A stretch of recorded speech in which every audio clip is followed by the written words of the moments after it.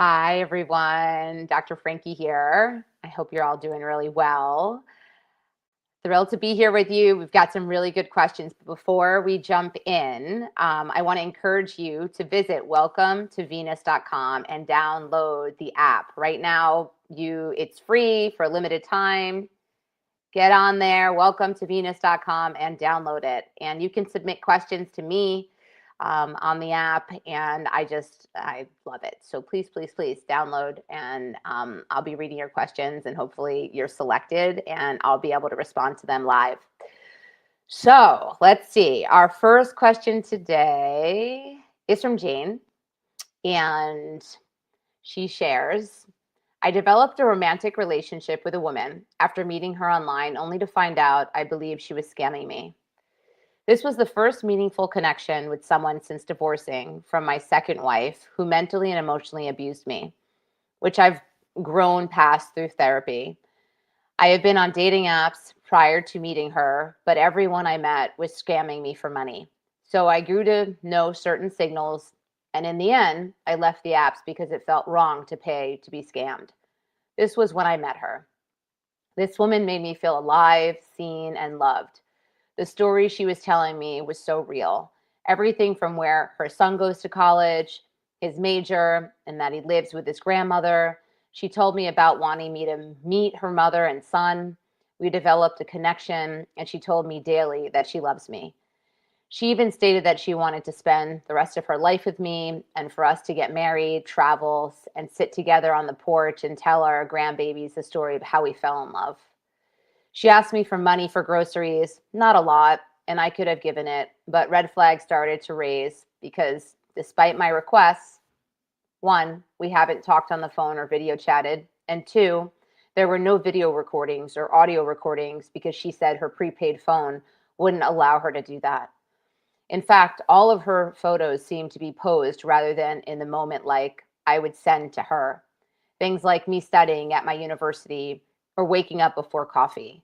Because of this, I could not verify that the person I had developed feelings for was in fact who she claimed to be. But I trusted her because we had built this beautiful relationship.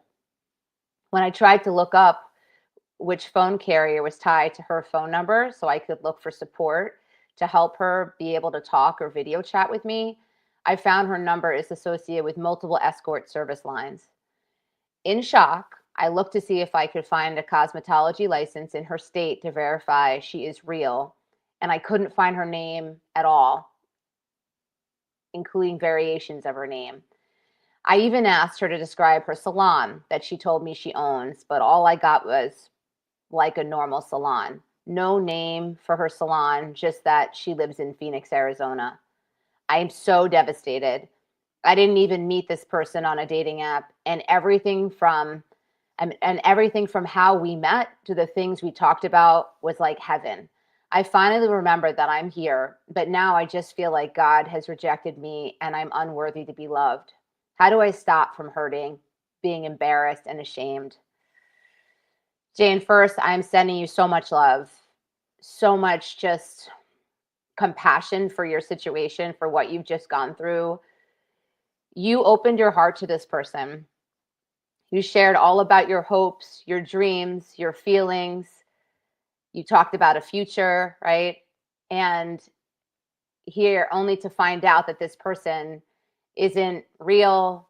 You don't really know who they are. So just there's all of these questions and betrayal, so much betrayal and deceit and lies. And so I'm not surprised that you feel so much pain and that you're hurting and that you feel shame and embarrassment because here you're somebody who pays attention, right? And in fact, you did notice the red flags. You did start to pull away and question and get really curious and start to investigate. There are plenty of people that are going through this same experience that actually just continue to stay in the situation and get tons of money stolen from them. They get so just engaged and they can't get out of it. They are isolated. They're not telling their friends and family because there's so much shame and embarrassment, and they just keep spending money. And you didn't do that. So I just want to point out that you noticed something, you mobilized, you started to get very curious, and you discovered that this person isn't true, real, honest, right? And you extracted yourself. So kudos to you for that, because it's really hard when our emotions get entangled into somebody and we have all these hopes and dreams, and we don't want to believe that it's all based on false narratives. It's not real, right? So the other thing is, I think you came out of, it sounds like you were married twice, and you've come out of your second marriage where there was mental and emotional abuse. So that sort of sets you up for kind of feeling more, maybe like really wanting a connection. And there's more vulnerability because you came out of something like that. And I know that you worked through it and you've grown and you've recovered and repaired and healed. But when we have trauma in our past, it makes us a little bit more vulnerable. And that's why we definitely need to, do our work and also stay on top of it, because sometimes it can get stirred up again. So, I think given the situation, you did a really good job. And I want to normalize the fact that this is happening to people all over. I mean, there are full businesses. Like you said, you researched it, and this person is connected to multiple, basically numbers, scamming agencies. Like it is a profitable business to them, and it pays off. They invest hours and hours of time creating false stories because they get paid in the end. So I'm happy that you shared your story with us. I'm grateful for it. And because people have the opportunity to hear what has happened to you, and they can learn, and they can hopefully understand that if they have that spidey sense that comes up for them, they're going to question it. They're going to slow down and start becoming an investigator, a detective, to determine if these feelings, these concerns are true, and to act on them instead of freeze and, or just not do anything, right? Turn a blind eye and keep showing up and connecting with this person that isn't real. So give yourself a lot of love and compassion, and know that there's nothing to be ashamed of. You have an open heart. You want to connect with somebody. You want companionship in a relationship and love. It's all healthy and good. This is just somebody who's preying on people who are wanting love and companionship. And you got out of it. You're moving on. Be good to yourself and know that you are not alone in this. So thank you again for sharing with me and the community. And hopefully folks can keep that in mind so they can protect themselves just like you are protecting yourself. Next is Lena. My girlfriend and I have a great queer friend group, but there have been some instances where we have both gotten jealous or misread situations. How do we set boundaries within our friend group? This is a great question because, right, when you're in a queer relationship, like you're in an environment where you all, right, everybody's fair game in a way, like it feels a little bit maybe more threatening, risky. I think the environment sort of is ripe with opportunities or situations to misread. What it is, I think, is that you want to come back to the relationship. So, Lena, you want to talk to your partner and say, share about what you noticed, share about what you're feeling, and see is there a way that you can come up with a signal, for example, if something happens at an event where you can alert one another and step aside and have a conversation, or at least on the other side of it where you can have a safe conversation to express yourself. The other thing is, if there's somebody in the friend group that continues to overstep boundaries and sort of maybe minimize the relationship that you have with your partner, and do like slight, flirtations or things like that feel really uncomfortable, or will make your partner uncomfortable, you may want to just say something to your friend and just say, like, I know that maybe I misread this. I don't think this is your intention, so that they don't get defensive, right? And let them know that, like, you're in a happy relationship, that your partner's important to you, and it's, you do want to just remind them that you're like really happy, and that, like, just to be respectful and honor the relationship that you're in. That's what a friend would do, even if they have feelings or anything like that.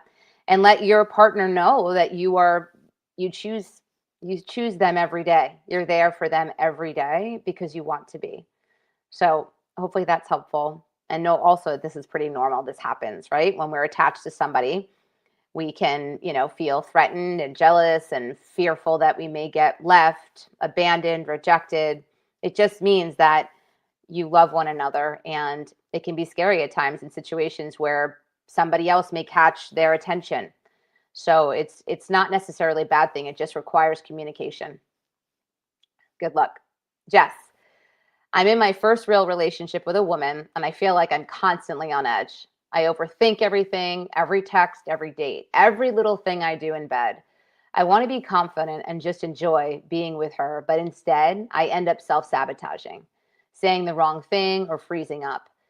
How do you stop worrying so much and just feel okay in a relationship for the first time? So, first of all, when you're in a relationship for the first time, it's a lot. It's a lot to navigate. You have fears that you're going to goof up, right? You want to make sure that you do everything right because you're liking what's happening, and you want to see it grow and advance, and you know that you're not a pro at this, right? So your whole system is activated and up. Like, it just wants to make sure that everything goes well. Recognize, I think, that the most important thing is that you're human, and none of us get it perfect. None of us get it right all the time. I've been a therapist now, a psychologist for 25 years. I struggle. I struggle in my relationship. I struggle with family, with my, romantic relationship, with my friendships sometimes. So you're not going to know it all, even once you're experienced and you've been in relationships, many relationships. So there's that. The other thing is, you don't have to be perfect. Like, there's opportunity, there's room. If this person is good for you, there's going to be room for you to say, oh, you know what? Oops, I could have handled that better. I'm sorry. That wasn't my intention. So the overthinking part of you just wants to get it right. It's worried that if you make one misstep, that it's all going to go to hell in a handbasket. And that's unlikely, but say that it did. I want you to think of the worst case scenario. Say that it did, then it wasn't meant to be anyway, because you care about this person. You want it to go well. And you know what? I'm sure this person knows that you're not a pro at this. This is new for you. So they should be giving you grace. And you, Jess, should be giving yourself grace. So once you are able to give yourself some grace and some self-love, you can turn down the dial a little, like turn it back, turn it down, and recognize that you're human and it's going to be okay. If this relationship is right for you, it'll be fine. You're going to make mistakes because that's what happens. So the other piece I want to say is just try to focus on the here and now. Be in the moment. Don't future trip. Notice what you appreciate and you have gratitude for now, in the way that you're showing up, in the way that she's showing up. And that will help you to be okay in the relationship now. Gratitude, grace, right? Giving yourself love, knowing that you're imperfect and that's okay. You're going to make some mistakes, and that you likely will have a chance to course correct if that happens. And if you can't course correct, then it's not right for you. This relationship isn't right for you. So hopefully that helps. And I realize that I don't know that I have enough time for one more question. Let me see. Do I have time for one more? I might just do it. Let's just do it. Heather, I've been with my partner for a little over a year. I'm fully out and comfortable being visible, but she's not out to most people in her life. I'm deeply sympathetic to her situation, but it's starting to bother me in a way I didn't expect. I feel resentful because it feels like she's pushing me back from hiding, from going back into hiding. How do you deal with being in different places around visibility without building resentment? This is a really tough one, Heather, and I'm so happy you actually are asking this, because it's something that we deal with in our community. And you're right in that it kind of pushes you back in the closet, pushes you back in hiding when you're with somebody who isn't comfortable being visible. So that's a question you have to ask yourself, is that like, is this somebody who is working towards being visible, working towards coming out, or are they expecting to just live their life this way, kind of closeted? And that over time, for sure, if there's no end in sight to that, that is going to be problematic for you because you've done the work to be out and visible. And who wants to go back in the closet and hiding when they've done the work? So I think that if she is working on coming out and being visible, then it would be a good idea, if you really like her and you care about the relationship, to support her, be there, give her some time, be patient, and see if there's some progress. And if she's not, that's not her mindset, then you may want to consider, is this relationship working for you?